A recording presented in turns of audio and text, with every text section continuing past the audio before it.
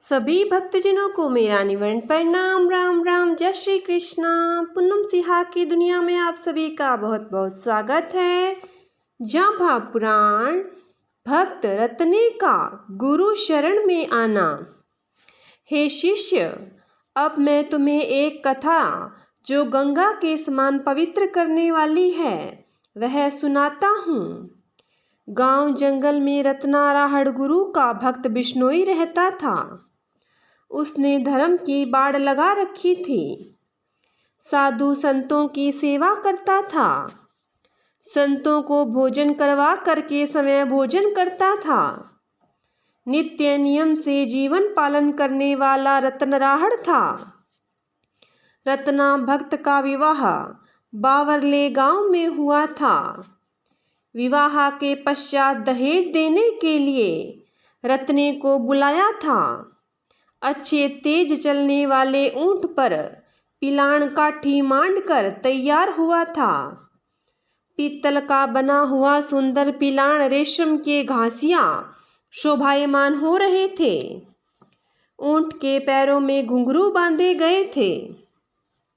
समय रत्ना ससुराल जा रहा था, इसलिए अंगरखा पहना, कानों में कुंडल पहने, कमर में पेटी बांध करके आवश्यक शस्त्र लेकर ब्रह्म मुहूर्त में ही घर से रवाना होते हुए प्रथम श्री देव जाम्बोजी को स्मरण किया और पश्चात माता पिता को प्रणाम किया। ऊंट को बिठाकर जटीती सवार होकर बावरले गांव के मार्ग को पकड़ लिया। एक कोश ही गांव से दूर था कि उसी मार्ग से पैदल चलते हुए एक संत स्वाभाविक रूप से मिल गए। रत्ना संतों का भक्त था, इसलिए ऊंट को बिठा दिया, नीचे उतरा। संत चरणों में प्रणाम करते हुए रत्ना कहने लगा, हे प्रभु, आओ इस ऊंट पर चढ़ो। मेरा बड़ा सौभाग्य है कि आपके दर्शन हुए हैं। आप पैदल चल रहे हैं, थक गए होंगे, इसलिए अपना हवन करने का घृत आदि सामान ऊंट के आगले आसन पर टांग दीजिए और आप आगे बैठ जाइए, पीछे मैं बैठ जाऊंगा।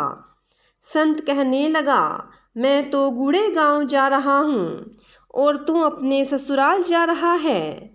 मैं तो अपनी इच्छा से धीरे धीरे चलते हुए 8-10 दिनों में आऊँगा। मेरे पास हवन आदि करने का सामान है, मैं आऊँगा, तुम चलो। तुम्हें तो आज ही पहुँचना होगा, आगे तुम्हारी प्रतीक्षा हो रही है। मेरी प्रतीक्षा करने वाला कोई नहीं है। रत्ना कहने लगा, हे गुरुदेव, मैं आपको आज ही पहुँचा दूँगा। गूढ़ा गांव मेरे ससुराल के पास ही है, मेरे साथ चलो। वहाँ पर आपका तथा मेरा स्वागत होगा। खीर हलवा आदि मिष्टान भोजन होगा। रास्ते में आपको ऐसा भोजन कौन जिमाएगा तथा गूढ़े गांव में भी ऐसा भोजन कहाँ मिलेगा। संत के सेवा करके मैं तथा मेरा परिवार आनंदित ही होगा। जब तक आप मेरे साथ चलने को तैयार नहीं होंगे तब तक मैं भी यहाँ से एक कदम आगे नहीं बढ़ूंगा। अब आप देरी न करें। उस साधु ने भी भक्त का भाव देखा और हिम्मत करके रत्ने के साथ ऊंट के अगले आसन पर अपना झोला झंडा टांग कर चढ़ गया। इतने रत्ने ने बड़े बड़े ही प्रेम से साधु को ऊंट पर चढ़ा लिया। वह स्वाभाविक प्रेम ही था, न तो अभिमान ही था और न ही मान बढ़ाई। बड़े वेग से ऊंट चला और यथा समय बावरले गांव की सीमा में पहुंच गया। आगे रत्ने की ससुराल वाले प्रतीक्षा कर रहे थे। ऊंचे चढ़कर उत्तर दिशा की तरफ देख रहे थे।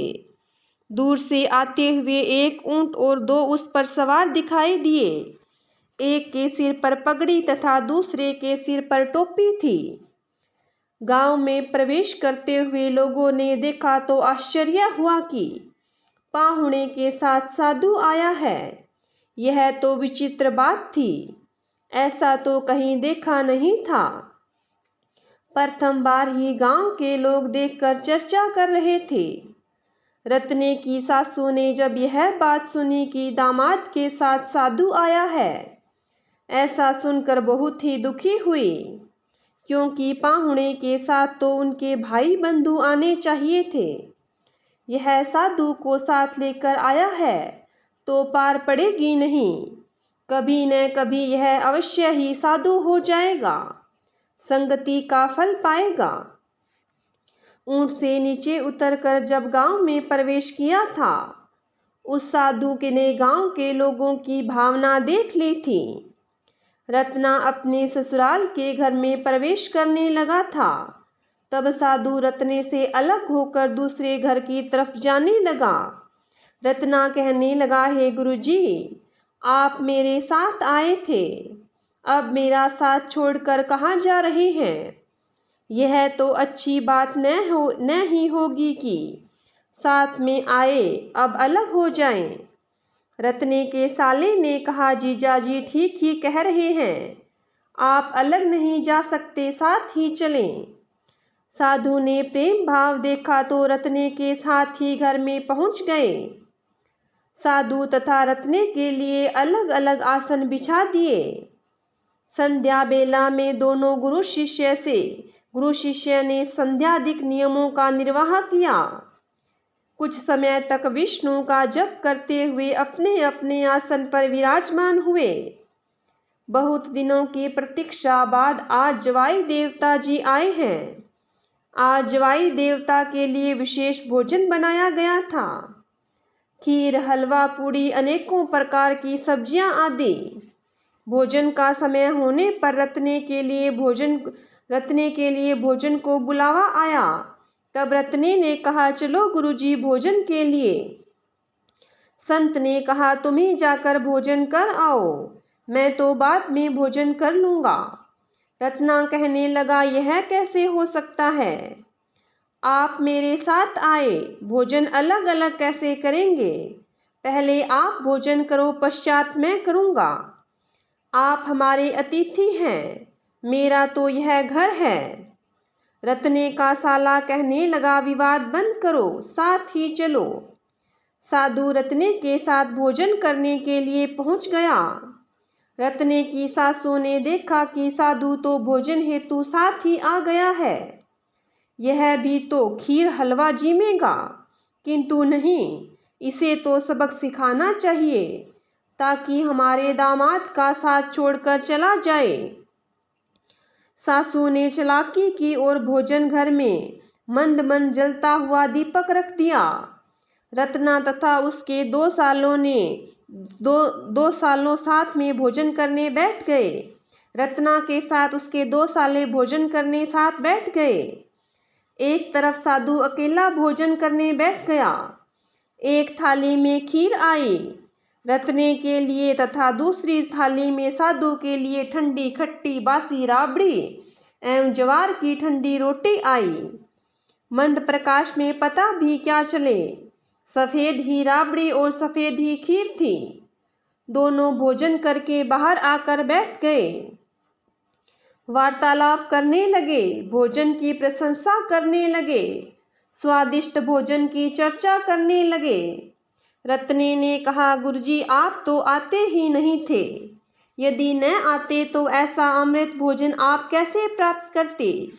साधु ने कहा, भाई ऐसा भोजन तो मुझे रोज ही प्राप्त होता है। रत्ना कहने लगा, गुरुजी झूठ मत बोलो, ऐसा अमृत भोजन आपको सदा ही कहाँ से प्राप्त होता है? यह तो कभी कोई खास मेहमान आता है तभी प्राप्त होता है।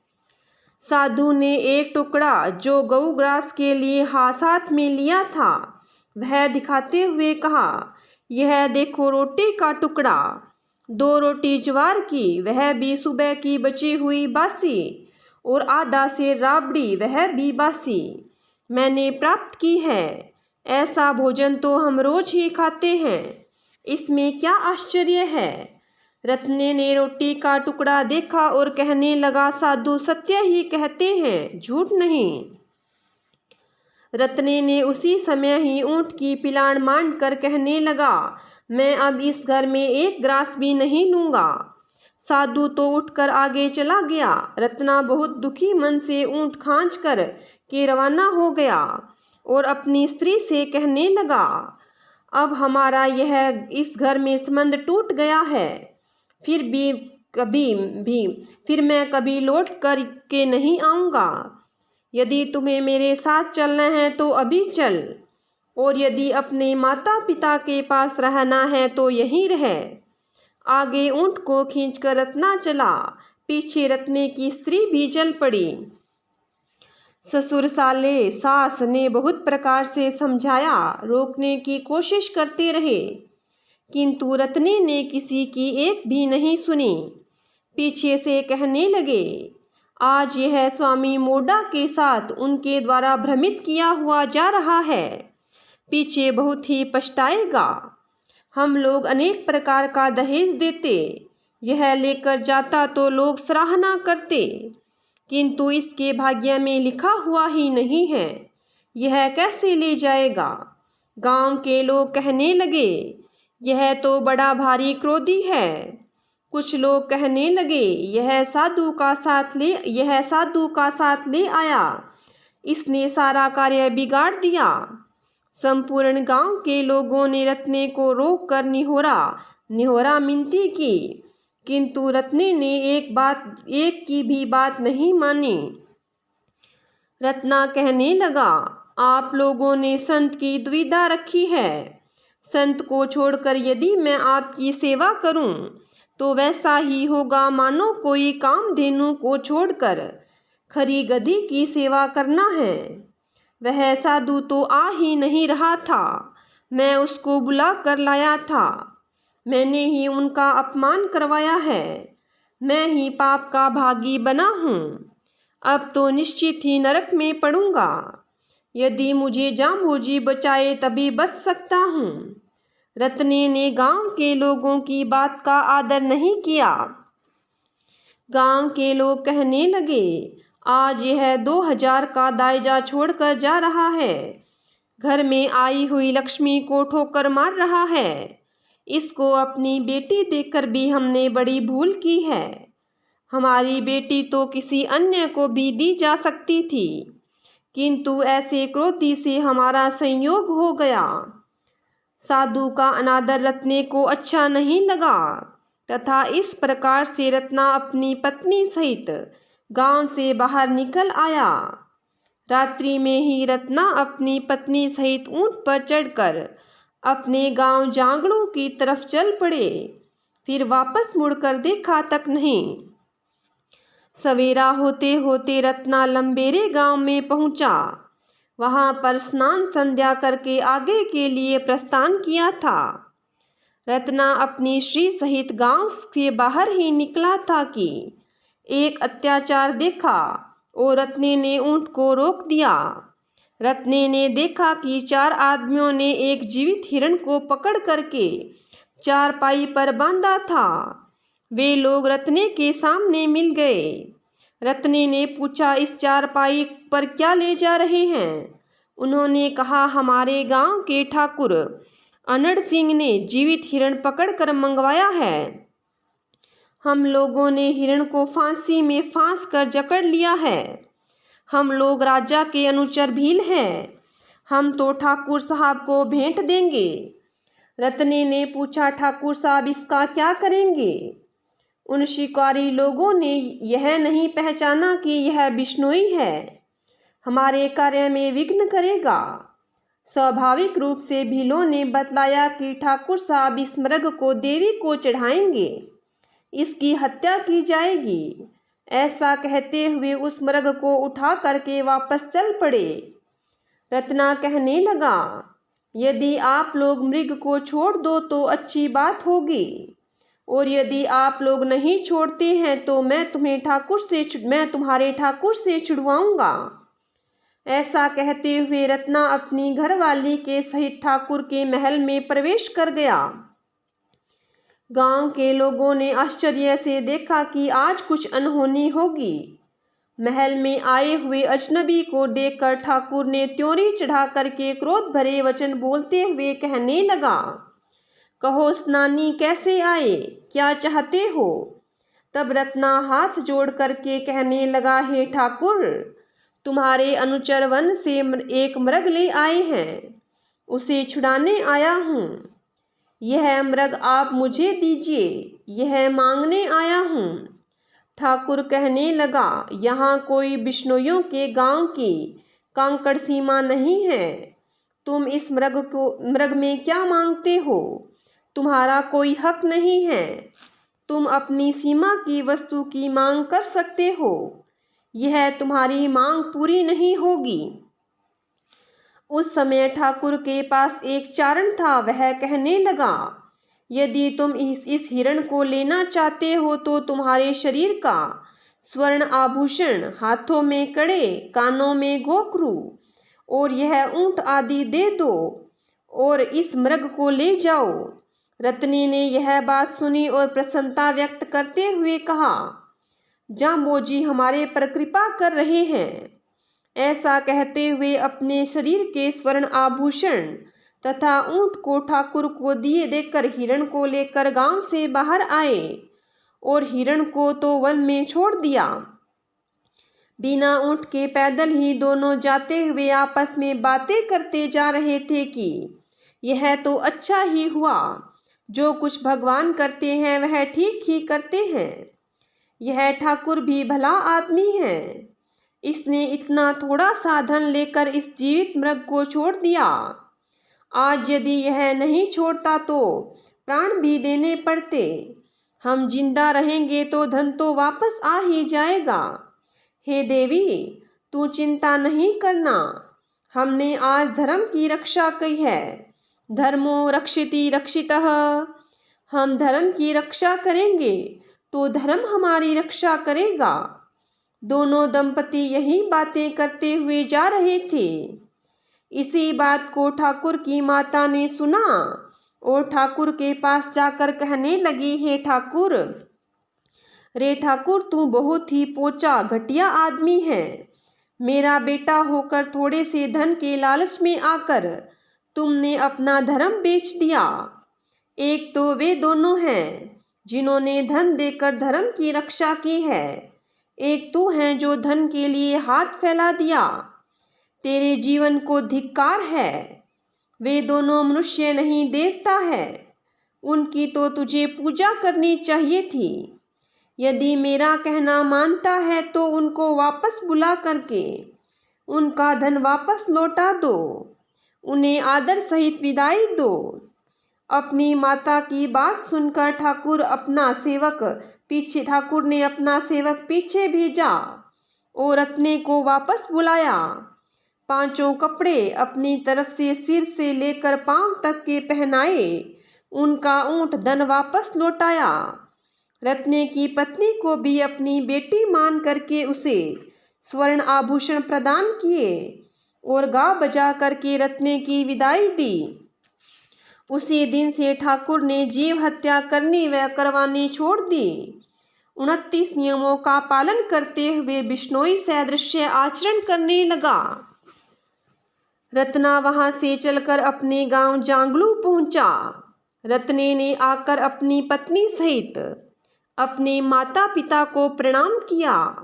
अपने बेटे बहू को शुभ आशीष प्रदान करते देखा कि कुछ विशेष कपड़े पहने हुए हैं, किंतु 2000 का दायजा नहीं है और न ही कोई साथ में पहुंचाने भी आया है। ऐसा देखकर समझ गए कि यह अपने ससुराल से तोड़ कर आया है। रत्ना कहने लगा, हे पिताजी, संसार से तो अवश्य ही संबंध टूटा है, किंतु त्रिलोकीनाथ से संबंध जुड़ गया है। संसार से संबंध जोड़ने में दुख है, किंतु परमात्मा में जोड़ने से तो सुख ही सुख है। रत्ना के पिता ठाकुरे ने कहा, यह ऊंट, आभूषण, गहना आदि तो मुझे दे दे और जिससे तुमने जोड़ी है उसी के पास चले जाओ। तुम्हारे जैसे लोगों के लिए मेरे घर में जगह नहीं है। इस प्रकार से कहते हुए रत्ने को घर से बाहर निकाल दिया। हे विल्ह, ऐसा कहा जाता है कि रत्ने को ऐसा खेत दे दिया था कि जिसकी बाजरी तोड़ ली थी, ऐसे घड़े दे दिए थे जिनमें घी के स्थान पर जल भरा हुआ था। यही धन देकर रत्ने को घर से बाहर निकाल दिया। रत्ना जांगलू से अपने श्री सहित सम्राट तल पर श्रीदेव जी के पास चला। जांबोजी अपने भक्तों सहित सम्राट तल पर विराजमान थे। अपने भक्तों से कहा, आप लोग यहाँ से रत्ने के सामने जाओ। यहाँ अति निकट ही रत्ना आ चुका है। मजीरा आदि लेकर जाओ। गाते बजाते हुए सम्मान करते हुए यहाँ पर ले आओ। रत्ने ने धर्म की रक्षा की है। उसके माता पिता ने रत्ने को घर से निकाल दिया है। मैंने उसको अपना लिया है। इस प्रकार से धर्म की रक्षा करने वाला मुझे बहुत प्यारा है। रत्ना धोक धोरे पर आकर सर्वप्रथम सम्राट थल का दर्शन करता है। जांबोजी द्वारा भेजी हुई भक्त मंडली धोक धोरे पर सामने जाकर साखी शब्द ध्वनि का गान करते हुए बड़े ही हर्षोल्लास के सहित रत्ने को सम्राट थल पर प्रवेश करवाती है। जांबोजी ने रत्ने को शुभ आशीर्वाद प्रदान किया और कहा, रत्ना, तुमने धर्म की मर्यादा को बांधा है। तेरे पिता ने कुछ नहीं दिया तो क्या हुआ, मैं तुझे सभी कुछ देता हूँ। तुम्हारे पास जो पानी के घड़े हैं वह घृत के हो जाएंगे और तोड़ी हुई बाजरी पुनः सीटे निकाल देगी। पाणीशु घृत कुड़ीशु कुरड़ा सो गीता बाजरियो जीवने। तुम दुख मत मानना कि धर्म की रक्षा करने वाले इस प्रकार से दुख पाते हैं। दुख क्यों पाते हैं? तुम्हें दुखी नहीं होना चाहिए। अब तुम पारवा जाकर बसो और धर्म की रक्षा करते हुए कुल वंश की अभिवृद्धि करो। तुम्हारे कुल में सभी भक्त ही पैदा होंगे। अन्न धन रूप गुण लक्ष्मी की कोई कमी नहीं रहेगी। उस समय रत्ने ने पूछा, हे देव, धर्म का मर्म क्या है? हमें क्या करना चाहिए? किस एक देवता का सहारा लेना चाहिए? इस जीवन का मूल क्या है? यह बतलाने की कृपा करें। श्री जांबोजी ने रत्ने को लक्ष्य करके यह महत्वपूर्ण शब्द सुनाया। ओम विष्णु विष्णु तो भणरे हे प्राणी, इस जीवन के हे आवे, क्षण क्षण आवगटनते ही जावे। मरण दिनों दिन आवे, पालट यो गढ़काय ने जेत्यो गाती रोले बैठावे। गुरमुख मुनका चढ़ने पवन, मनमुख बारह उठावे। जो ला दुनी की ही लाजे, त्यों दाब्यो हो दाबे। भलियो है सो बलबूदे आवे, बुरियो बुरी कमावे। हे रत्ना, इस जीवन का मूल विष्णु परमात्मा ही है। विष्णु सर्व जीवों का पालन पोषण करता सत्व गुण संपन्न परमात्मा ही है। वह विष्णु ही हमारी आत्मा है। इसलिए तुम्हें विष्णु का ही जप करना चाहिए। यही धर्म है, यही तुम्हारा मूल है।